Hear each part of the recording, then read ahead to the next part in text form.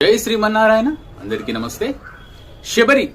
శబరి గురించి రామాయణంలో మనకు తెలిసిన విషయం ఏంటంటే, శ్రీరాముడికి తాను ఎంగిలి పళ్ళు తినిపించి తన భక్తిని, స్వచ్ఛమైన భక్తిని చాటుకుందని ఈ విషయం చాలా మందికి తెలుసు. కానీ శబరి యొక్క అసలు జీవిత కథ గురించి చాలా మందికి తెలియని విషయాలు ఈ వీడియోలో మీకు చెప్తాను.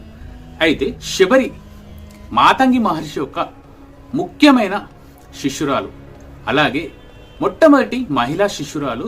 మాతంగి మహర్షి ఆశ్రమాన్ని కాపాడి అనేక సంవత్సరాలు తాను ఒక వృద్ధ సన్యాసిగా మారిపోయే వరకు అదే ఆశ్రమాన్ని కాపాడుతూ అక్కడే తన జీవితాన్ని గడిపేసి శ్రీరాముడి రాక కోసం ఎదురు చూసి చివరికి శ్రీరాముడికి దర్శించుకొని తాను అనేక రకాల పండ్లను తాను మొదటగా తీయగా ఉందా లేదని తిని ఆ పండ్లని శ్రీరాముడికి తినిపించింది ఆ అపారమైన భక్తురాలు.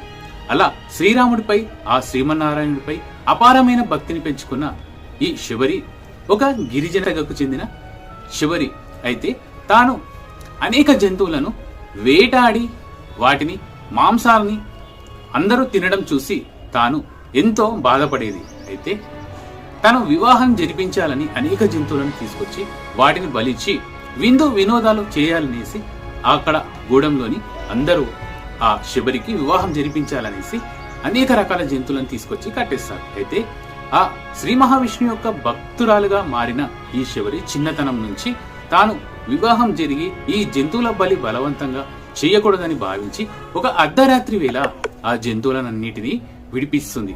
అలా విడిపించి తాను భక్తి మార్గాన్ని ఎంచుకొని మాతంగి మహర్షి ఆశ్రమానికి వెళ్లి మాతంగి మహర్షి శరణు కోడి అక్కడే ఆశ్రమంలో అనేక రకాల పళ్ళు, పూలు తీసుకొచ్చి మాతంగి మహర్షికి అనేక విధాలుగా సేవలు చేస్తూ అక్కడే ఆశ్రమాన్ని శుభ్రంగా చేస్తూ అక్కడే పూజలు, ఆ భగవంతునిపై భక్తితో అక్కడే ఉండేది. ఆ విధంగా మాతంగి మహర్షి ఏం చేశాడంటే, మాతంగి మహర్షి చివరి క్షణాల్లో మాతంగి మహర్షి శబరికి ఒక వరాన్ని ఇచ్చాడు.